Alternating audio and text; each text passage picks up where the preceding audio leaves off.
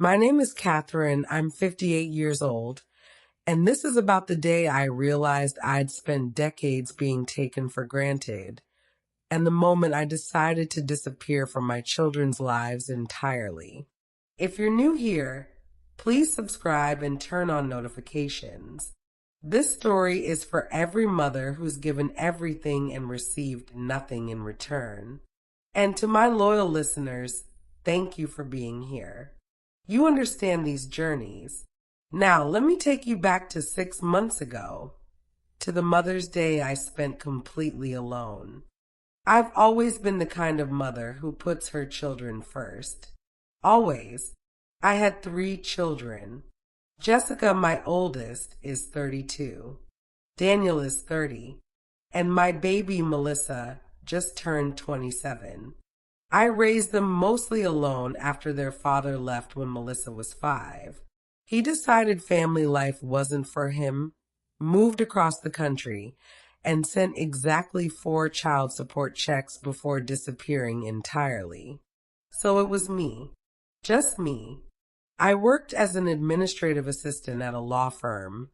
Not glamorous, not well paid, but stable. I worked overtime whenever I could. Took on extra projects. Did whatever it took to keep us afloat. We lived in a small 3-bedroom apartment. Nothing fancy, but I made it home. I helped with homework every night. Drove to every soccer game, every dance recital, every school play. Made Halloween costumes by hand. Baked birthday cakes from scratch. When Jessica wanted to go to college, I took out loans in my name. When Daniel needed a car for his new job, I co-signed the loan. When Melissa wanted a big wedding, I emptied what little savings I had. I gave them everything, and they lived their lives. Jessica became a marketing manager, married a nice man named Todd. They have a beautiful house in the suburbs and 2 kids I rarely see. Daniel works in tech sales, makes good money, drives a BMW, lives in a trendy downtown loft. Melissa is a social media influencer, or trying to be. She lives with her boyfriend in an apartment I'm still helping pay for because building a brand takes time, Mom. I retired last year at 57. My pension is modest. Social Security isn't much. I moved from our apartment into a small 1-bedroom in a cheaper part of town. But I was okay with it. I'd done my job. My children were successful, independent adults. Or so I thought. The truth is, my children still needed me. But only for very specific things. Mom, can you watch the kids this weekend? Todd and I really need a break. Mom, I'm a little short on my car payment this month. Can you help me out? Mom, my credit card bill is insane. Could you loan me $1,000? I'll pay you back, I promise. I always said yes, because that's what mothers do, right? But they rarely called just to talk. Rarely visited just to visit. Our conversations were transactional. They needed something. I provided it. They said thank you and disappeared until the next time they needed something. I told myself this was normal. Adult children are busy. They have their own lives. But deep down it hurt, especially on Mother's Day. The first Mother's Day after I retired, I hinted to all 3 of them that I'd love to spend the day together. We should do brunch. I suggested. My treat. Well, everyone can chip in. It would be nice to all be together. Jessica said she'd try to make it work with the kids' schedules. Daniel said he had a thing, but would definitely stop by. Melissa said, "That sounds amazing, Mom. Let's do it." I was so happy. I made reservations at a nice restaurant, not too expensive, but nice. Sent everyone the details. The week before Mother's Day, I confirmed with each of them. Jessica, yep, we'll be there. Daniel, wouldn't miss it, Mom. Melissa, already marked on my calendar. I was so excited.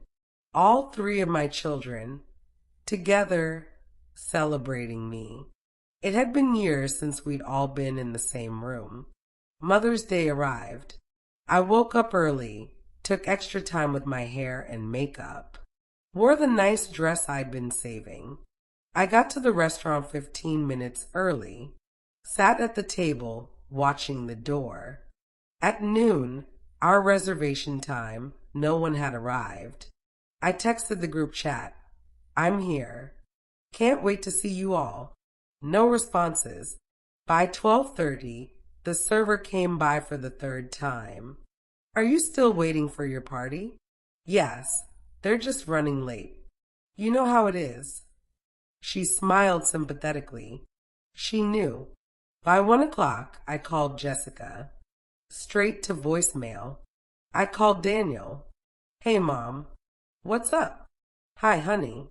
I'm at the restaurant. Are you on your way?" A pause. "The restaurant?" My stomach dropped. "For Mother's Day brunch. The reservation I made. That we all confirmed." "Oh, shit. Mom, I'm so sorry. Tyler invited a bunch of us to this day party at his place, and I completely forgot about brunch. I'm already here. I can't really leave now." "You forgot. I'm really sorry. We'll do something next weekend, okay? I gotta go. The music's really loud. Love you." He hung up. I called Melissa. Same thing. "Oh my God, Mom, I'm so sorry. Becca's throwing this Mother's Day party for all of us and our moms, and I thought you wouldn't mind if I mean, you understand, right? You're at a party? On Mother's Day, when we had plans." "It's not just any party, Mom. There are like 50 people here. Becca's mom is so cool. She rented out this whole venue. I'll make it up to you, I promise." She hung up before I could respond. Jessica didn't answer at all. I later learned from her Facebook post that she'd taken Todd and the kids to his mother's house for the day. I sat at that restaurant table, alone, while family celebrated all around me. The server came back. "Ma'am, I'm so sorry, but we need the table. There's a wait." "Of course, I understand." She looked at me with such pity it made me want to cry. "Happy Mother's Day," she said softly. I walked to my car, got in, and sat there for 20 minutes before I could see clearly enough through the tears to drive home. I got home around 2 p.m. My small one-bedroom apartment felt even smaller, emptier, but I wasn't ready to give up on Mother's Day. Not completely. I'd planned to have brunch at the restaurant, yes, but I'd also bought ingredients to make a nice dinner at home afterward. I'd imagined my children coming over, spending the afternoon and evening with me. Now, looking at those groceries, I made a decision. I was going to cook that meal. All of it. Not for them. For me. I'd spent 57 years taking care of other people. Maybe it was time I took care of myself. I changed out of my dress and into comfortable clothes, turned on some music, and I cooked. Lemon herb roasted chicken, garlic mashed potatoes, roasted vegetables with balsamic glaze, fresh rolls, a strawberry shortcake for dessert. I set my small dining table with the fine china I'd inherited from my mother, the china I'd been saving for a special occasion for 20 years. I bought a modest flower arrangement from the grocery store. It wasn't expensive, maybe $12, which was about all I had left until my next check, but it was beautiful. Cheerful yellow daisies. I lit candles, poured myself a glass of wine from a bottle I'd been saving, and I sat down to eat, alone. At first, it felt pathetic, sad, like I was play acting at having a celebration. But as I ate, something shifted. This food was delicious. I'd made it with love and care. The china was beautiful. The flowers brightened the whole room. The candles made everything feel special. I wasn't pathetic. I was worthy of celebration, even if I was the only one there to celebrate myself. I ate slowly, savored every bite, finished the wine. When I was done, I didn't rush to clean up. I just sat there in the candlelight, feeling something I hadn't felt in years. Peace. I was okay. Even alone, I was okay. But that peace wouldn't last. Around 8 p.m., my phone rang. Jessica. Hey, Mom. How was your day? I took a breath. I spent it alone, Jessica. At the restaurant. Then here at home. Oh. A pause. I'm really sorry about that. Things just got crazy with... Anyway, look, I'm calling because I need to ask you something. Of course she was. Todd and I are a little short this month. The kids needed new clothes for school pictures, and the car needed repairs. And, well, could you loan us maybe $500? Just until next month. I looked at my empty table, at the china I'd finally used, at the grocery store flowers I'd bought with my last $12. Jessica, I'm living on a fixed income now. I can't just... Mom, please. We wouldn't ask if it wasn't important. Is it more important than spending Mother's Day with me? Silence. That's not fair, Mom. Isn't it? Look, I said I was sorry. Are you going to help us or not? I closed my eyes. I'll transfer it tomorrow. Thank you so much. You're the best. I gotta go, the kids are fighting. Love you. She hung up. 10 minutes later, Daniel called. Hey, Mom. Listen, I know I screwed up today. I feel terrible about it. Thank you for acknowledging that. Yeah, anyway, I'm calling because I'm in a bit of a bind.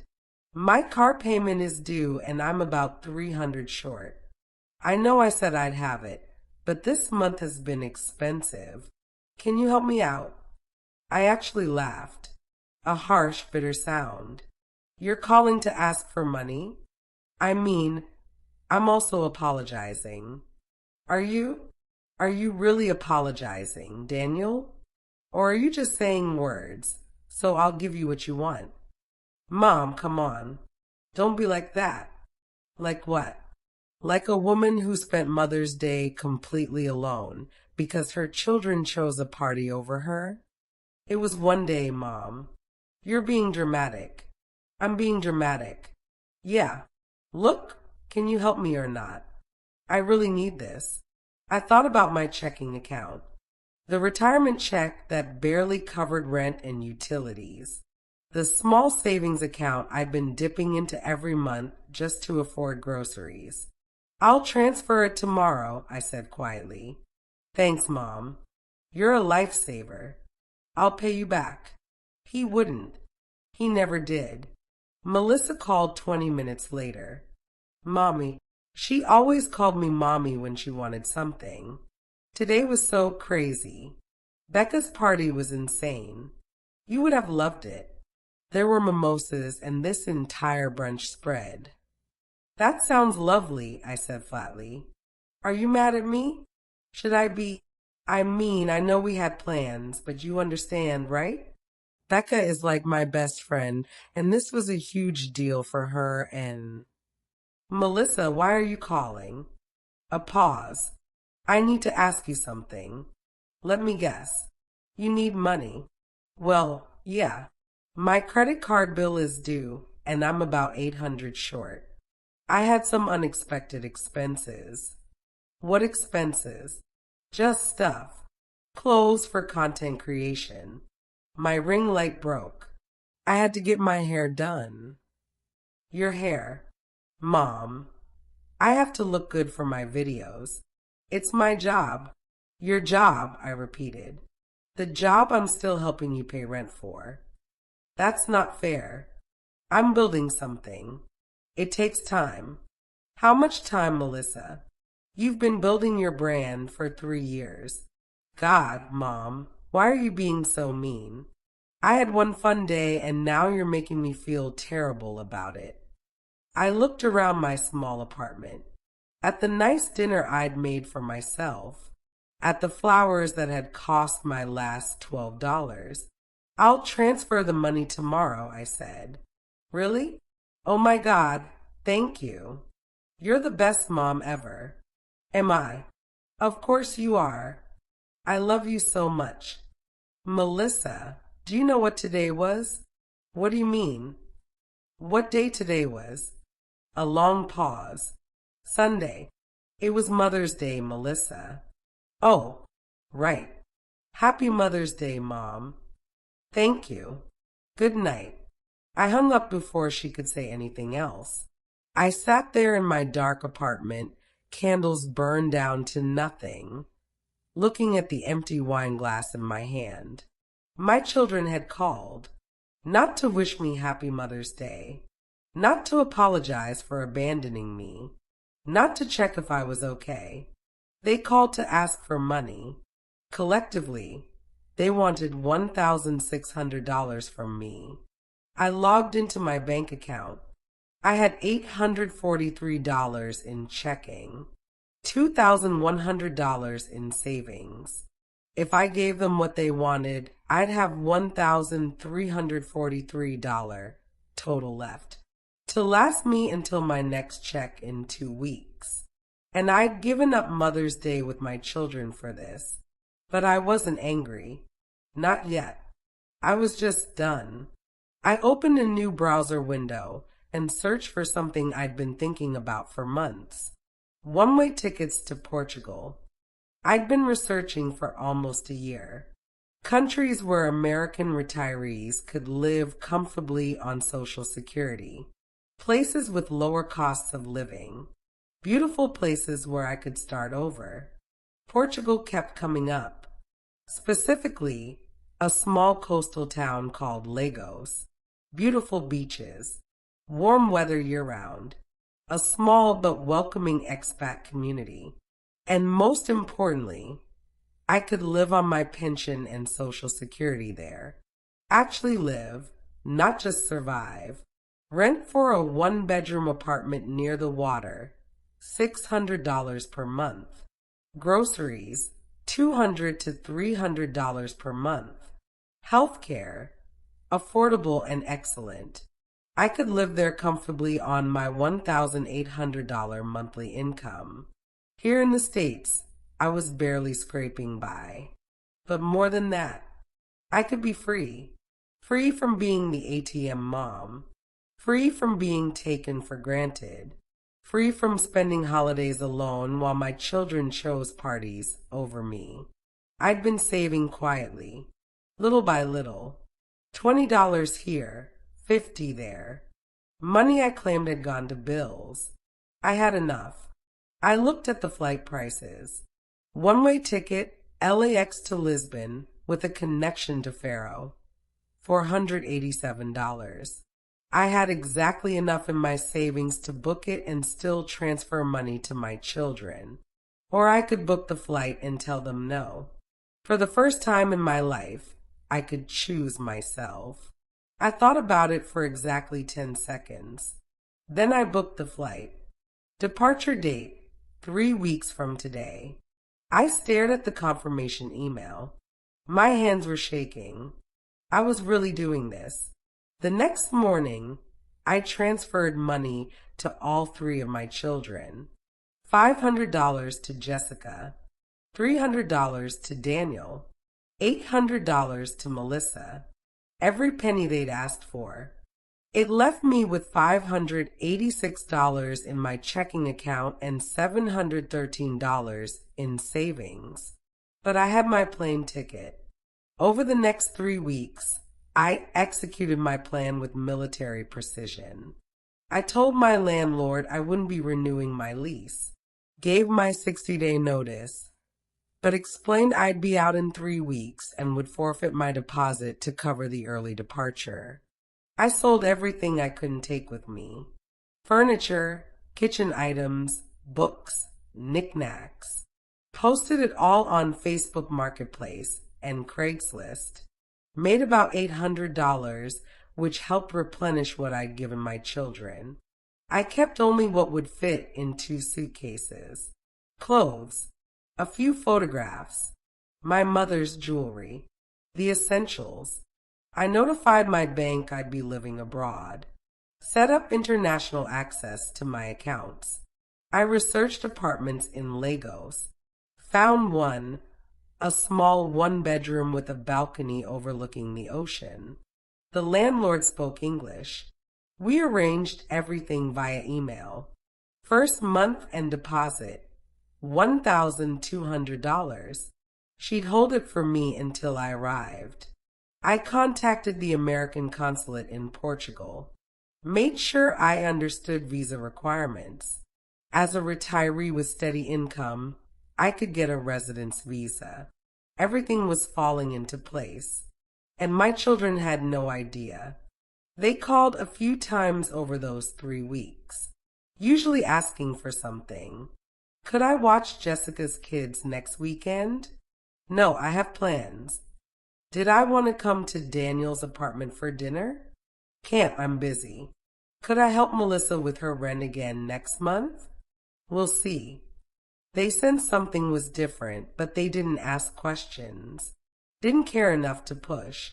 2 days before my flight, I was packing my last suitcase when my phone rang. Daniel. Hey, Mom. What are you up to? Just organizing some things. What's up? So, Tyler's having this big Memorial Day party at the lake. Rented a house, boats, the whole thing.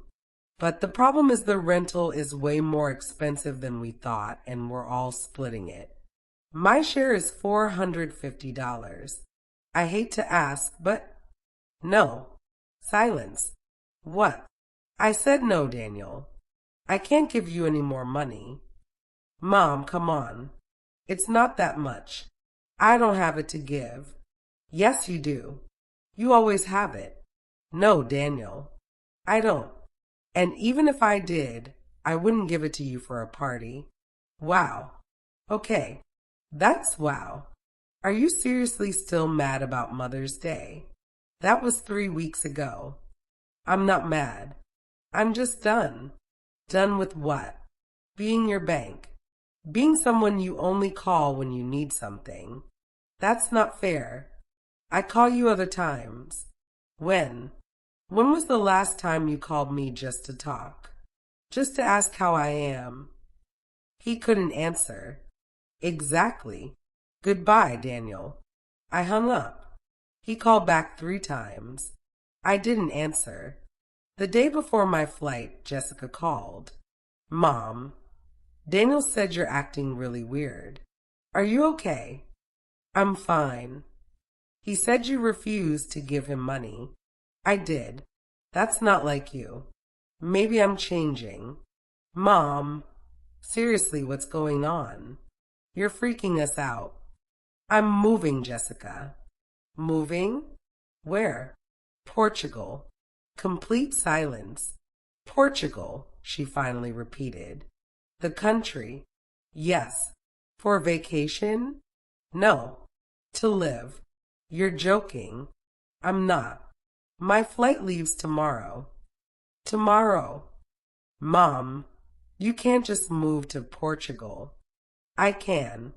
I am. What about us? What about the kids? What about them, Jessica? When was the last time I saw them? When was the last time you invited me over for anything other than babysitting? That's not, we're busy, Mom. So am I. I'm busy starting my new life. This is insane. You're being selfish. I actually laughed. I'm being selfish? I've spent 30 years putting you 3 first. I've given you everything. Money, time, love, support. And what do I get? Forgotten on Mother's Day. phone calls asking for money, grandchildren I never see. That's not true. When was the last time you wished me Happy Mother's Day, Jessica? Silence. You didn't. You called that night to ask for $500. I'm sorry. We'll do better. Just don't go. Please. I'm going. But what if we need you? You'll figure it out. Like adults. I hung up. She didn't call back. Melissa never called at all. I heard through Jessica that she was too upset to talk to me. That night, my last night in America, I slept on an air mattress in my empty apartment, and I slept better than I had in years. My flight was at 2 p.m. I got up early, took one last look at the empty apartment, and left my keys on the counter. I'd arranged for an Uber to take me to the airport. The driver helped me with my suitcases. Big trip, he asked. The biggest, I said. At the airport, I checked my bags, went through security, and found my gate. I had 2 hours before boarding. I sat there, looking at my phone, debating whether to send a final message to my children. I'd already blocked them from calling me.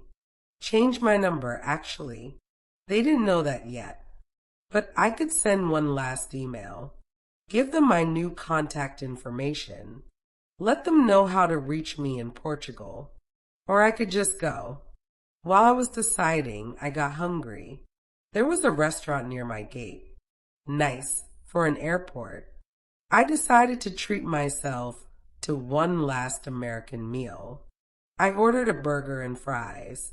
Sat at the bar. And that's when I saw him. Daniel. My son was sitting at a table across the restaurant with a woman.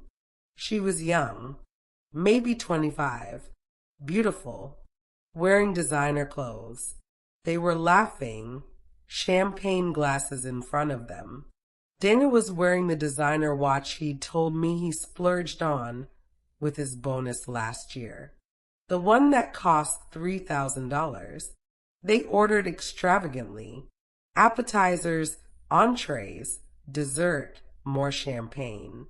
I sat there frozen, watching my son, the son who'd asked me for $300 2 weeks ago because he was short on his car payment, spend what looked like at least $200 on lunch with his girlfriend. The girlfriend he'd never mentioned to me.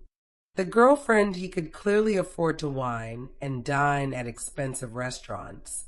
While asking his retired mother for money, I paid for my burger, left the restaurant, and went back to my gate. I wasn't even angry. I was just certain. I'd made the right decision. I pulled out my phone and typed one email to all 3 of them. Dear Jessica, Daniel, and Melissa, by the time you read this, I'll be on a plane to Portugal. I'm not coming back. I've spent 30 years being your safety net, your ATM, your free babysitter, your backup plan, and I did it happily because I loved you. But Mother's Day showed me something I should have seen years ago. I'm not a person to you. I'm a resource. You call when you need something.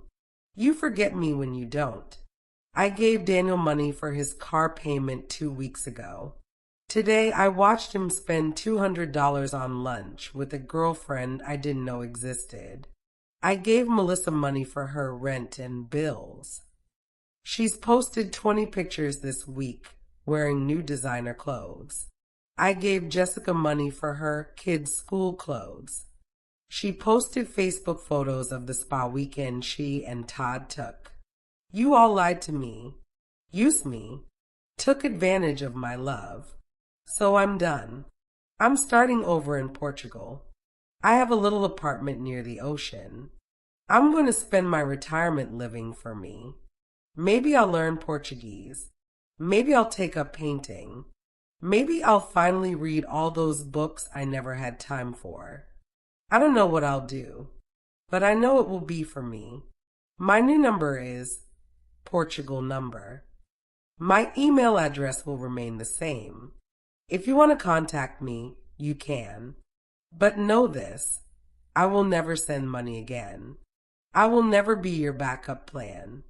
If you want a relationship with me, it will be because you value me as a person, not a wallet. I love you. I always will. But I love myself now too. And I'm choosing me.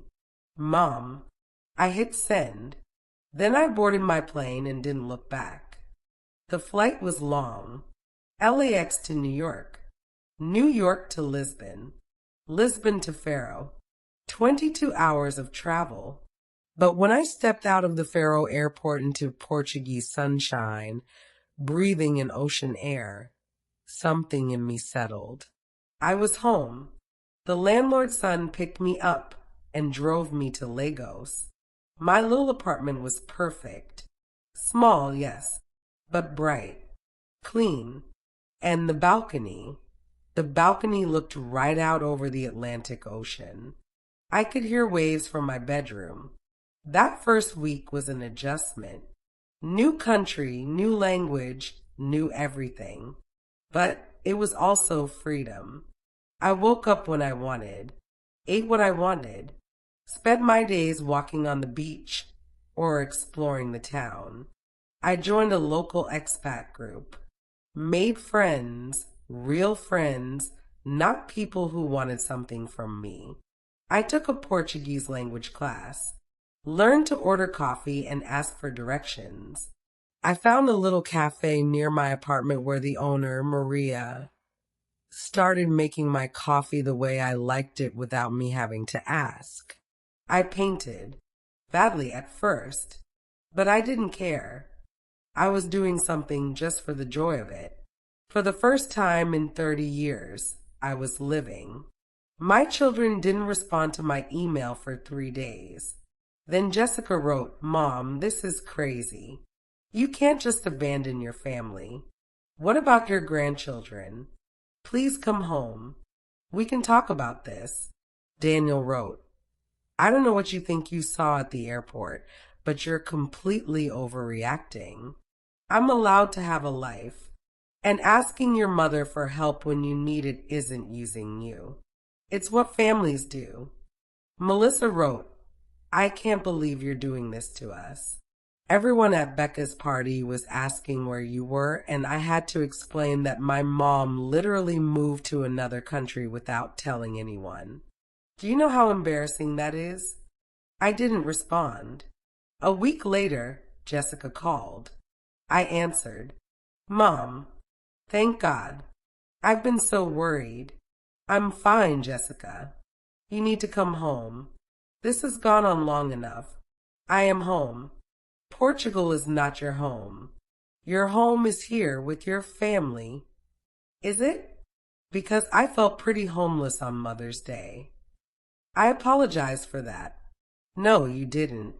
You asked for money because I needed help. That's what mothers do. They help their children." "And what do children do, Jessica? Do they help their mothers?" "That's different." "How?" She couldn't answer. "Jessica, I love you, but I'm not coming back. I'm happy here. You're being selfish. Maybe. But I've earned the right to be selfish." I hung up. Daniel texted, "Fine. Stay there. But don't expect us to come visit. And don't expect us to help you when you're old and sick and realize you made a huge mistake." I smiled at that one. Help me? They'd never help me with anything. Melissa sent a series of increasingly desperate messages. "Mom, please come back. I'm sorry for whatever I did wrong. I need you. My rent is due and I don't have enough. Can you please send money? I know you're mad, but I really need help." I didn't respond to any of them. 2 months into my new life, something happened.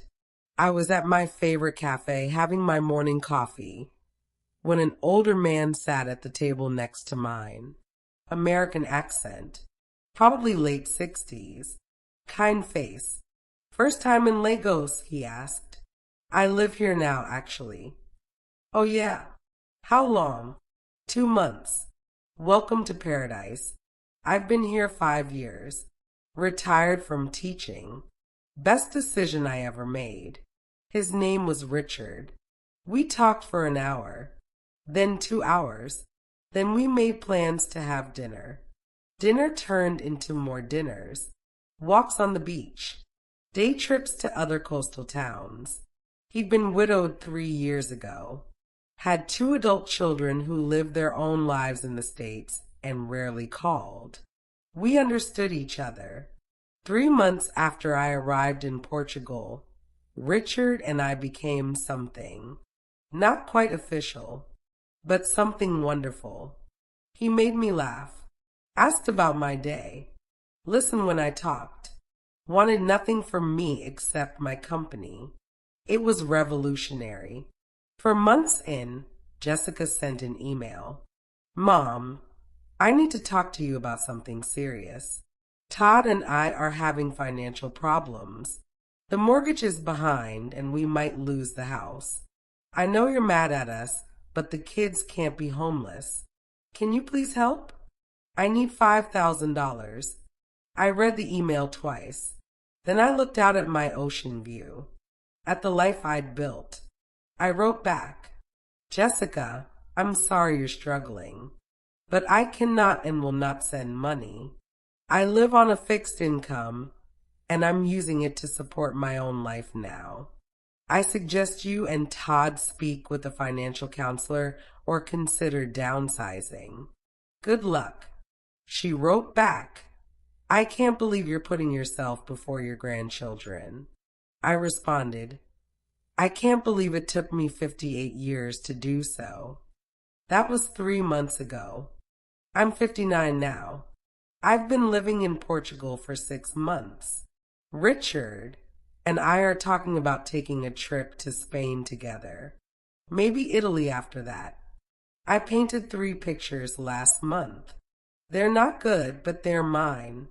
I've learned enough Portuguese to have actual conversations with my neighbors.